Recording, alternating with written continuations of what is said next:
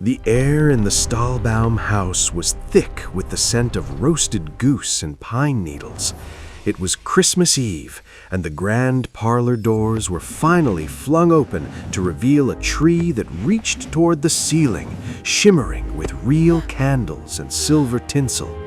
While Fritz, a boisterous boy of 9, lunged for a box of lead soldiers, his younger sister Marie stood still, her eyes wide with wonder. Suddenly, the grandfather clock in the corner groaned.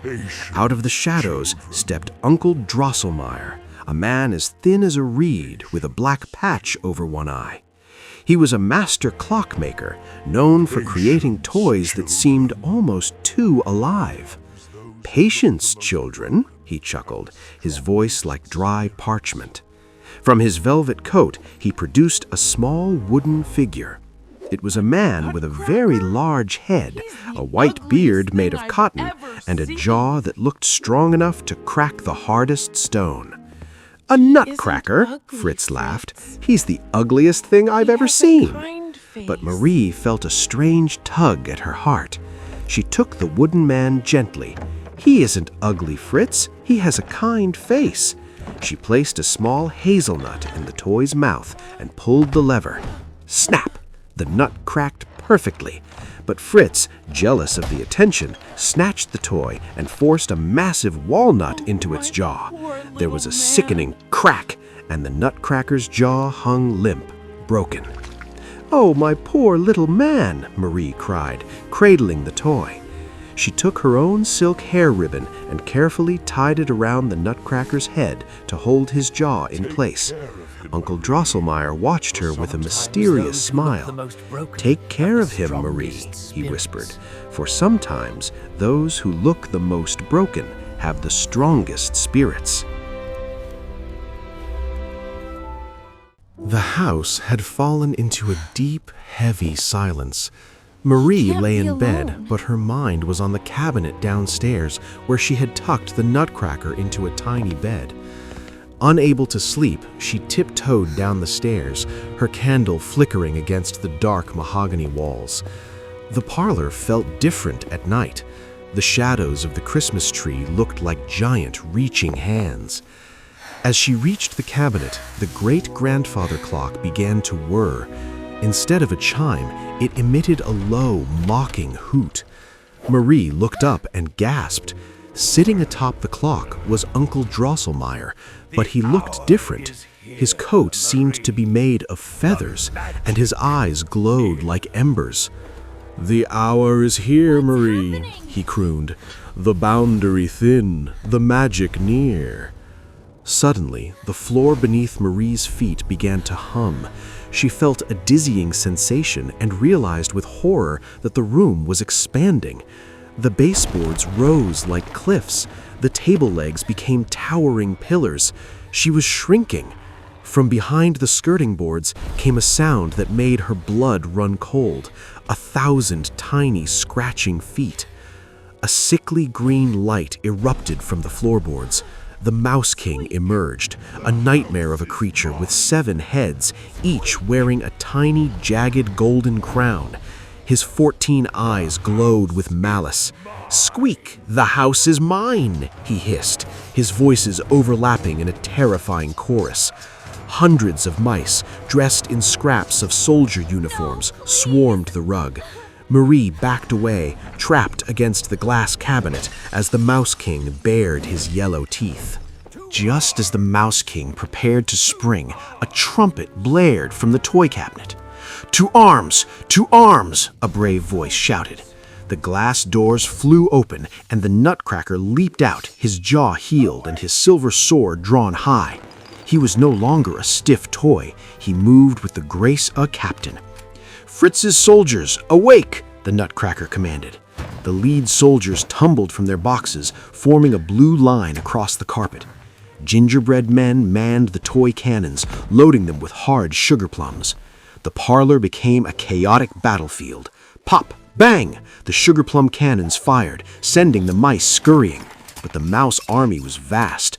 They used silver forks as spears and walnut shells as shields. Marie watched in terror as the Nutcracker led a charge toward the Mouse King. "Coward, face me!" the Nutcracker cried. The two clashed in the center of the rug, the Nutcracker's silver sword ringing against the Mouse King's rusty blade. But the Nutcracker was outnumbered. 3 mouse generals lunged at his legs, tripping him. The Mouse King laughed, a high-pitched screeching sound, and raised all 7 of his swords to deliver a final blow. Marie knew she had to act. She reached down, pulled off her heavy leather slipper, and screamed, "Leave him alone!" She hurled the shoe with all her might. It struck the Mouse King's center head with a heavy thud. He tumbled backward, dazed. The Mouse army, seeing their king fall, broke rank and retreated into the dark holes of the house.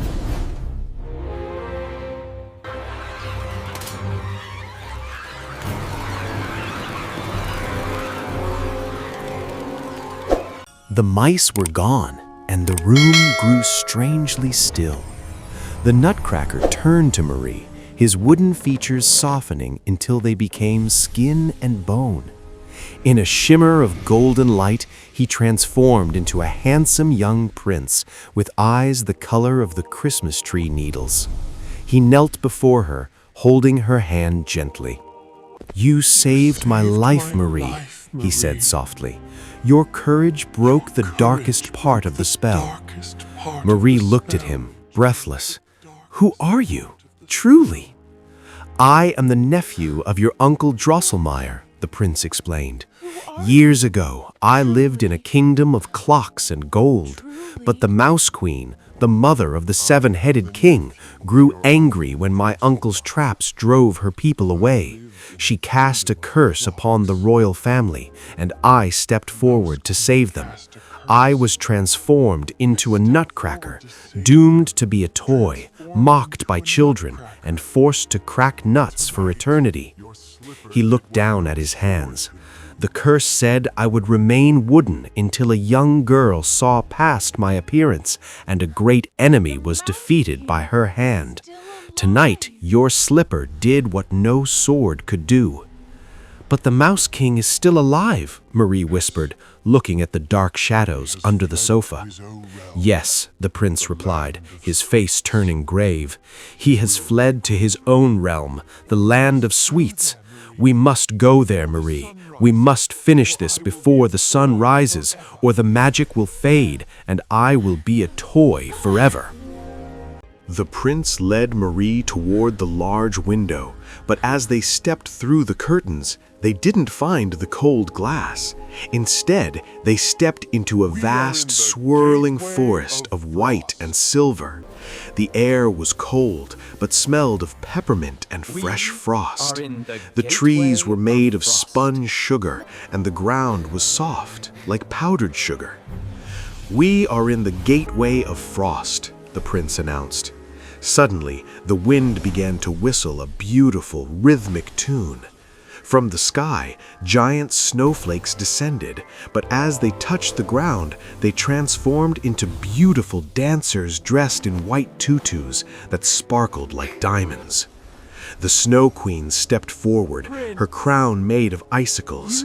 "Prince, you have returned from the world of humans," she cried joyfully. The snowflakes began a grand waltz, spinning and leaping in patterns that looked like the inner workings of a fine watch. Marie felt herself being pulled into the dance, her heavy nightgown replaced by a dress of shimmering silk. "We must hurry, Queen," the prince said, bowing. "The Mouse King has retreated to the Marzipan Castle." The Snow Queen nodded and waved her hand. A sleigh made of carved ice appeared, pulled by 6 reindeer with antlers of pure coral. "Go quickly," she urged. "The snow will hide your tracks, but the Mouse King's nose is sharp. He knows you are coming." Marie and the prince climbed into the sleigh, and with a crack of the reins they flew over the sugar-dusted pines, leaving the world of humans far behind. The sleigh glided over a river of lemonade and pulled up to a gate made of massive chocolate bars. This was the capital of the Kingdom of Sweets. Everywhere Marie looked, there was something delicious. The houses were gingerbread with frosting roofs, the street lamps were giant glowing lollipops, and the fountains sprayed sparkling strawberry soda. A beautiful woman with hair like spun pink sugar floated toward them. "Welcome, I am the Sugar Plum Fairy," she said, her voice like the chiming of silver bells. "The prince has told us of your bravery, Marie. To think, a human child defeating the Mouse King with a shoe." The Sugar Plum Fairy led them to a grand throne room made of clear rock candy. "Before the final battle, you must regain your strength," she insisted. She clapped her hands, and a festival of flavors began. Dancers from all over the world performed. Men in red and gold danced the Spanish chocolate, women in veils performed the Arabian coffee, and acrobats leaped through hoops for the Chinese tea. Marie was enchanted, but she noticed the prince was not eating. He was watching the horizon, where the sky was turning a murky, bruised purple. The sweet smell of the air was being replaced by a sharp, sour odor of musk and damp fur. "He is here," the prince whispered, drawing his sword. The festive music screeched to a halt. The gingerbread citizens fled for cover as a giant dark cloud of mice began to pour over the candy cane walls of the city.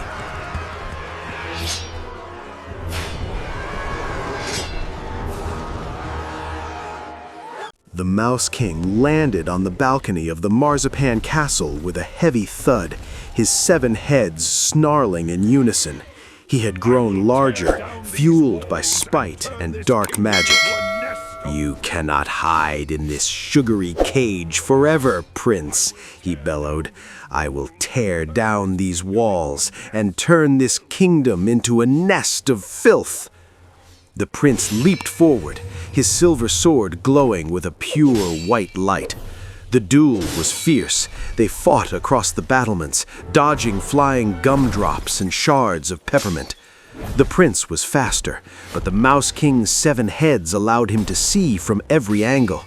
He caught the prince's sword in one of his rusty blades and wrenched it from his hand. "Now," the Mouse King hissed, pinning the prince against a pillar of fudge. "The prince dies, and the girl becomes my servant." Marie looked around desperately. She saw the 7 golden crowns on the Mouse King's heads. She remembered Uncle Drosselmeyer's words, "the strength of the spirit." She didn't have a sword, but she had the truth. "Your crowns are fake," she shouted. "You aren't a king, you're just a bully in a dark hole." The Mouse King paused, his many heads turning to look at her in confusion. In that moment of distraction, Marie grabbed a heavy crystal bowl of sugar plums and smashed it at his feet. The floor became impossibly slippery. The Mouse King slid, his many legs tangling. The prince dove for his sword, rolled, and in one swift motion sliced through the air. One by one, the 7 crowns fell, shattering like glass. As the last crown broke, the Mouse King let out a final, pathetic squeak and dissolved into a puff of gray smoke.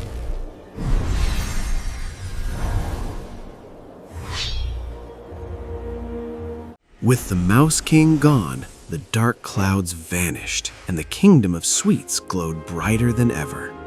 The prince turned to Marie, his face filled with a bittersweet smile. The sun was beginning to rise over the Lemonade River, but the light felt different. It felt like the sun of the real world. "The curse is fully broken, Marie," the prince said, his voice fading. "But the magic of this land cannot exist in the light of day. You must go home." "Will I see you again?" Marie asked, tears pricking her eyes. "Look for me where the heart is kind and the imagination is bold," he replied. He kissed her hand, and the world of candy began to melt into soft golden mist. Marie opened her eyes. She was lying on the sofa in the parlor, a warm blanket tucked around her. The bright morning sun was streaming through the windows. She sat up quickly, looking for the Nutcracker. He was sitting under the tree, just a wooden toy again. But his jaw was perfectly straight, and he seemed to be smiling. "Marie, you've been asleep for hours," Fritz shouted, running into the room. "You missed breakfast." Just then the doorbell rang. Uncle Drosselmeyer entered, leading a young man Marie had never seen before. He had the same kind eyes and the same noble stature as the prince from her dream. "Marie," Drosselmeyer said, his eye patch twinkling, "this is my nephew. He's just returned from a very long journey." The young man stepped forward and bowed low. "Merry Christmas, Marie," he said, his voice familiar and warm. He reached into his pocket and placed something small in her hand. It was a tiny golden crown. Marie smiled, knowing that the most wonderful stories never truly end. They just wait for the next Christmas Eve to begin again.